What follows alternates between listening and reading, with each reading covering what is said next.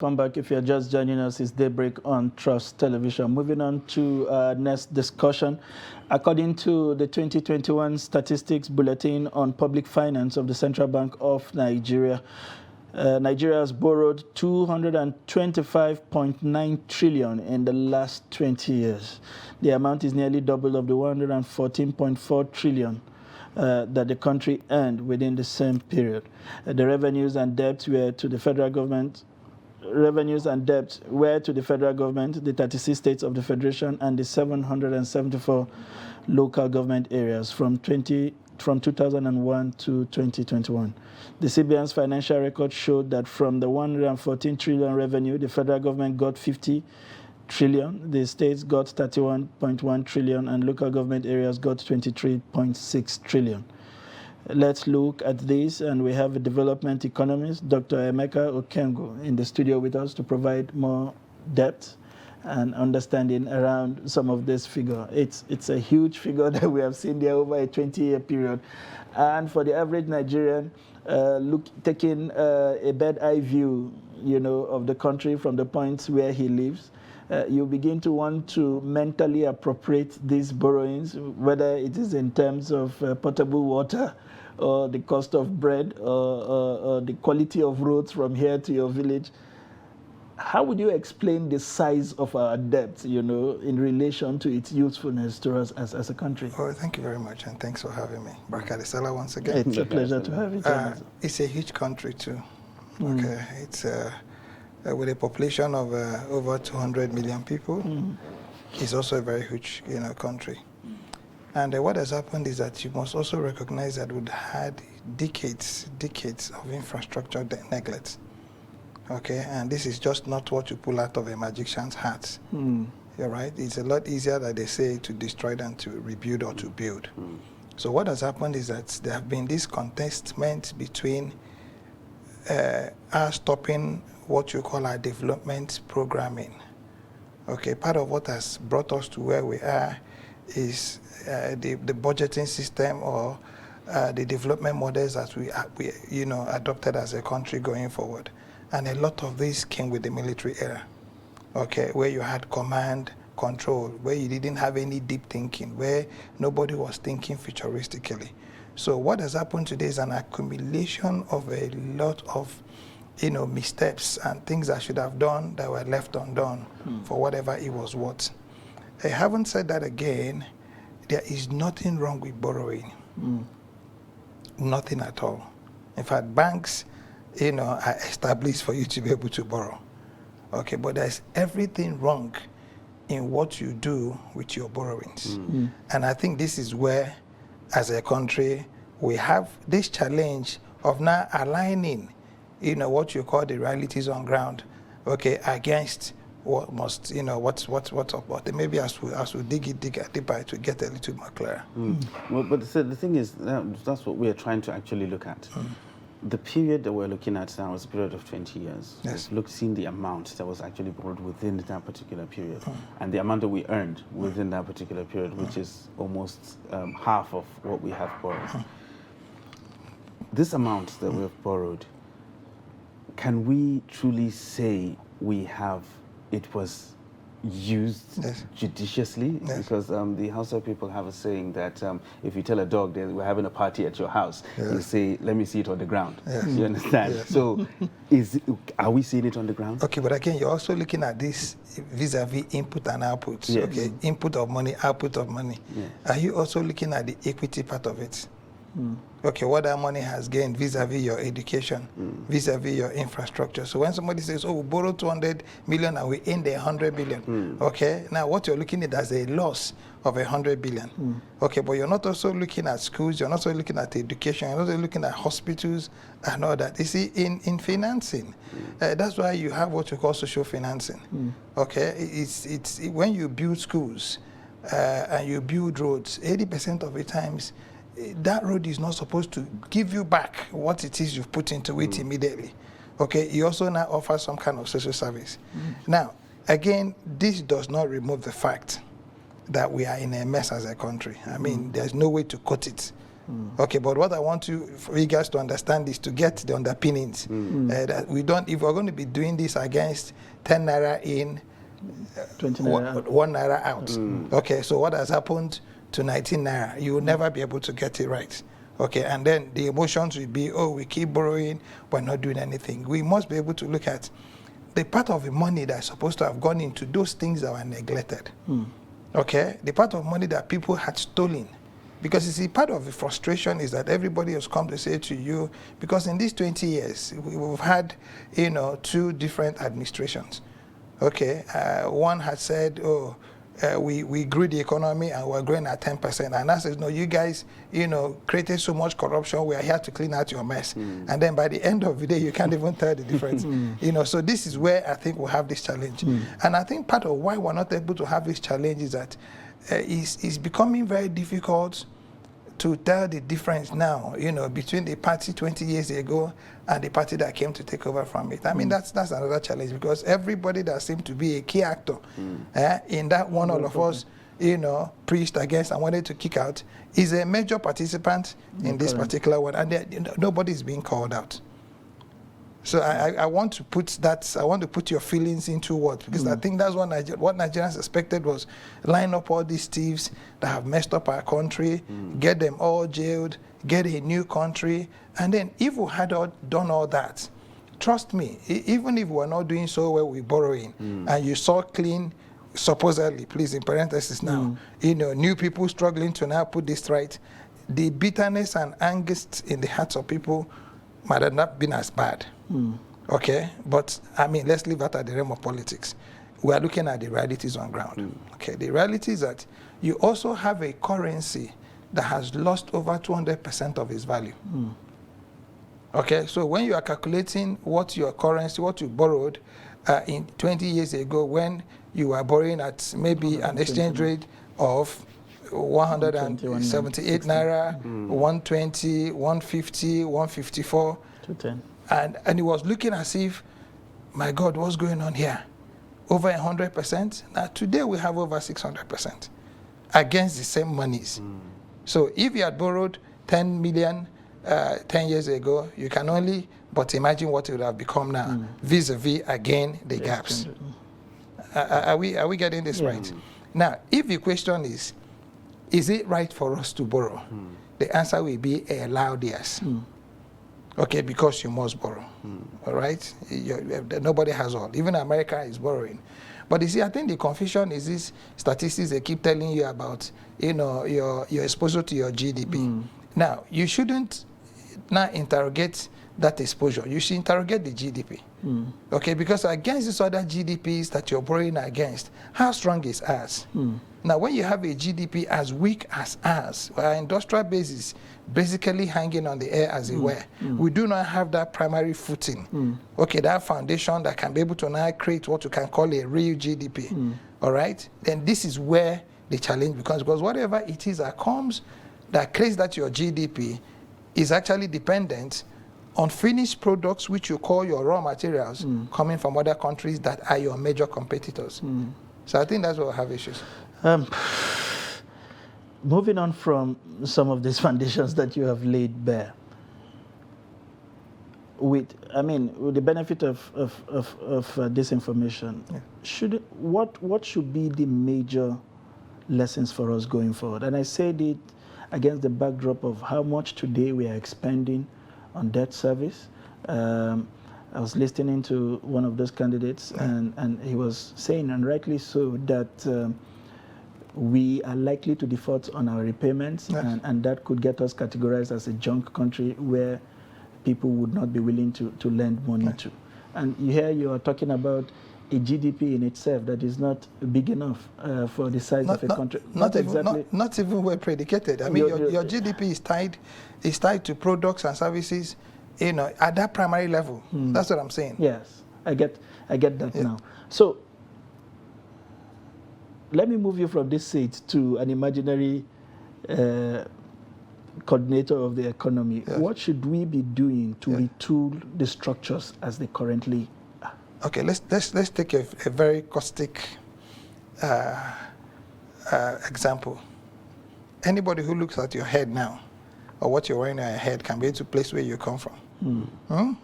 And then when they say come out to a national dress, you're probably going to be putting the third one on top of it, and it's called Babariga. True? Yeah. And they say, oh, this is the northern, cultural dress. And anybody who looks at your own head too will probably place you as Yoruba. Okay, because again of your slant. And then when you also now put in that third one now, it becomes either Shokoto or something. I don't know what you guys also call it in your own. And then I appear here wearing clothes, with the heads of tigers or lions, and then with a red cap. It'll be very easy to start calling me on Ogbuefi, right? Now, wait for it.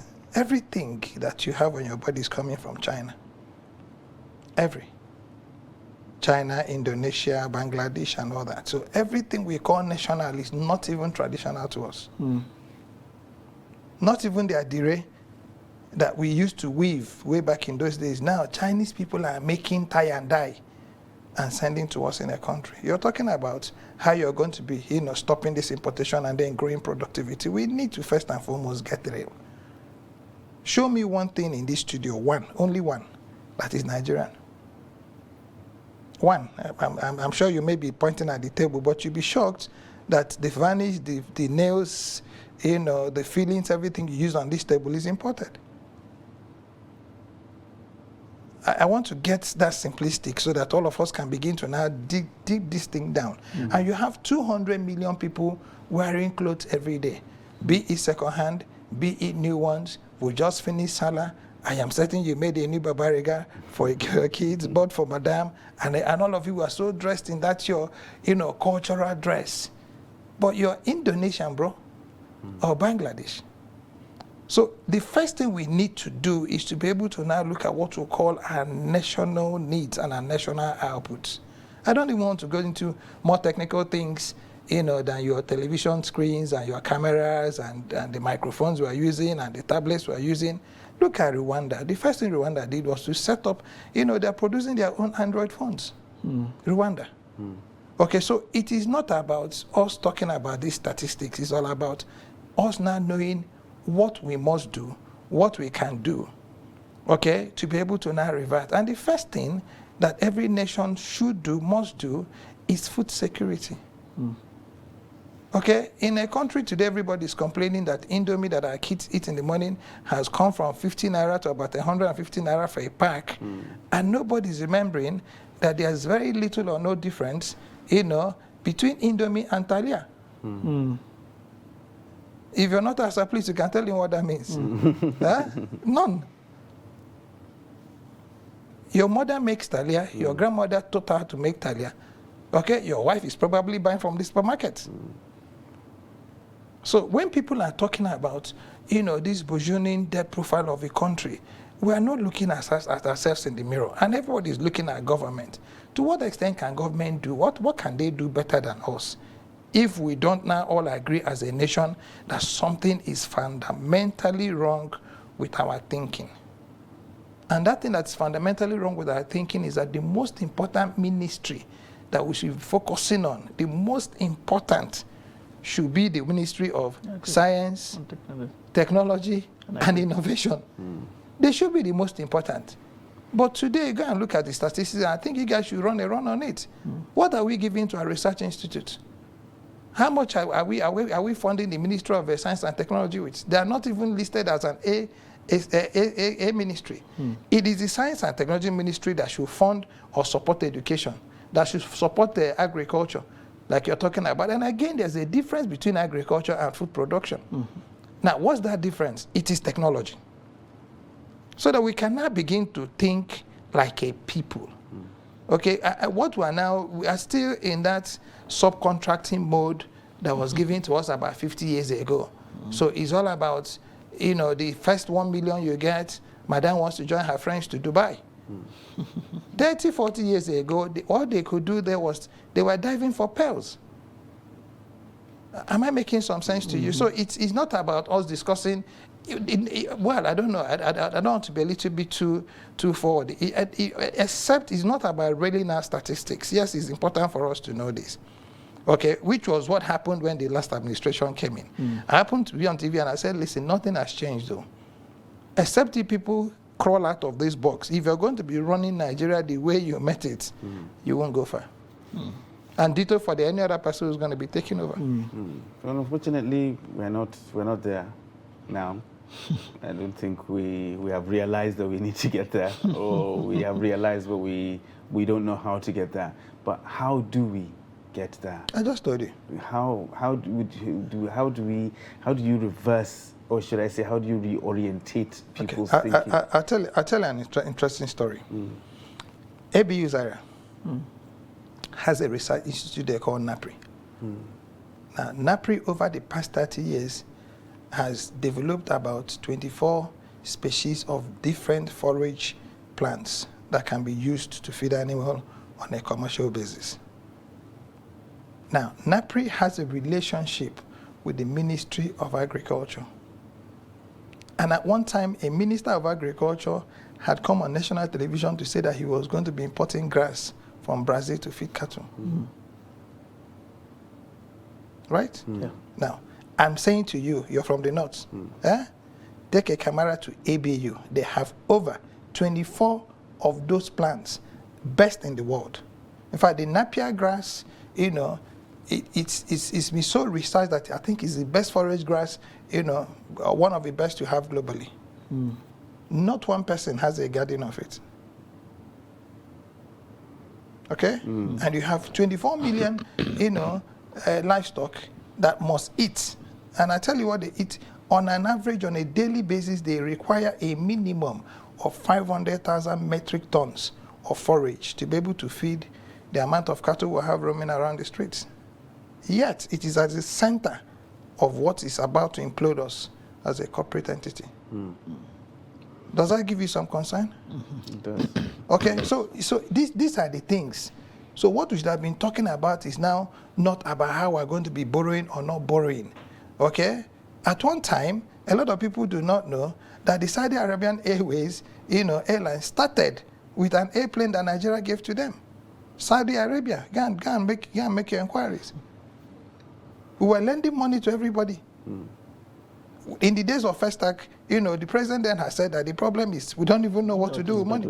And in a matter of 1 year, we built a whole estate called Festac Town. People don't know that Festac Town, where people live now, is a very, very major, was built just because of games, because of cultural, to host people that are coming for some cultural concert.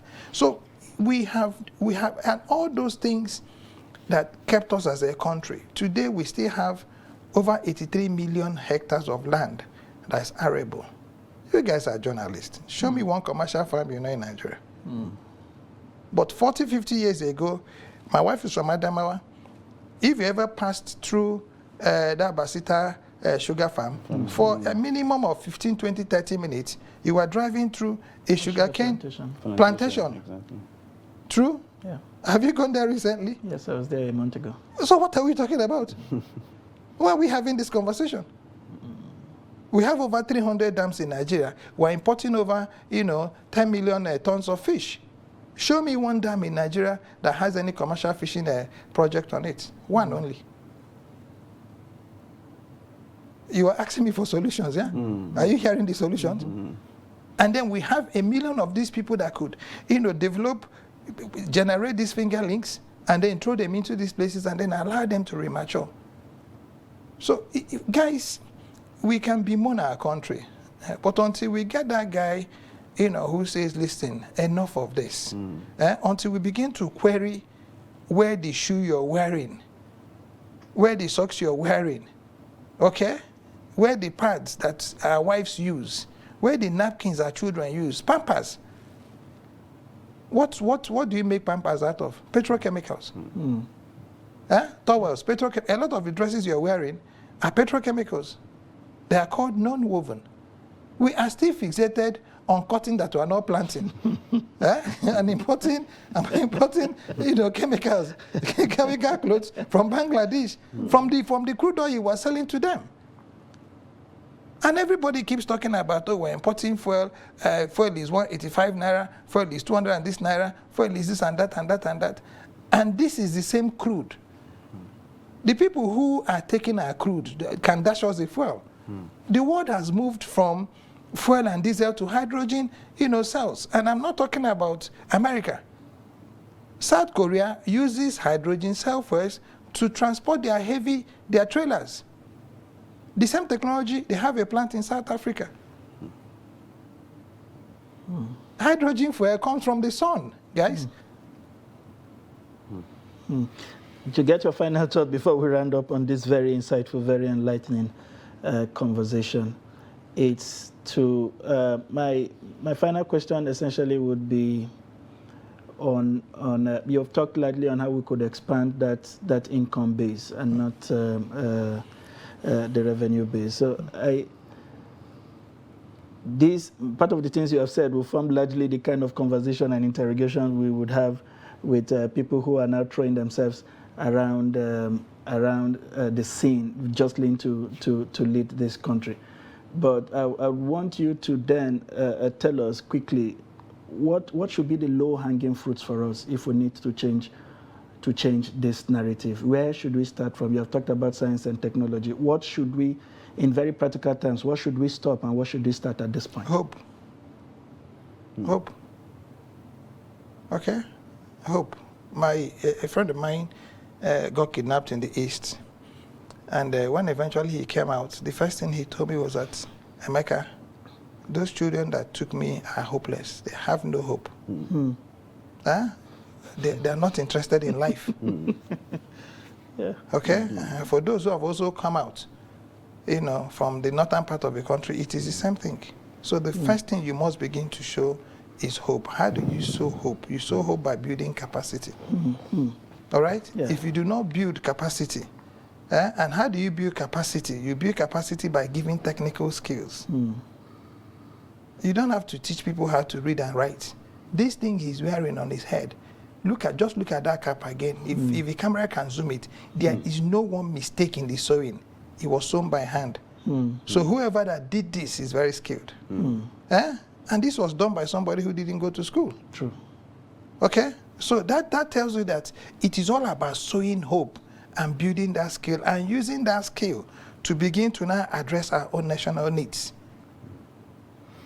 Until you do that. What a very interesting way to bring this conversation to a close. He has talked about hope. Hope is the first place to start with, and to begin to look inwards, to begin to harness our own potentials and then build from there into something, that will become the envy of the world. We've been talking with development economics Dr. Emeka Okengu, who has provided, very insightful, very deep, thought-provoking insight into what our problems are, the issues of debt, the issues of the size of our GDPs, and what we need to do good. It's been a pleasure to have you in the studio, provide your perspectives on this issue. Thank you so much. Pleasure to be here. This is where we draw the curtain on today's conversation, today's edition of Daybreak on Trust Television. It's been a pleasure having you ride with us on this show. I am Sunday Michael Ogu. It's a pleasure. And I am Ibrahim Yusuf. Let's do this all again tomorrow. Have a blessed day.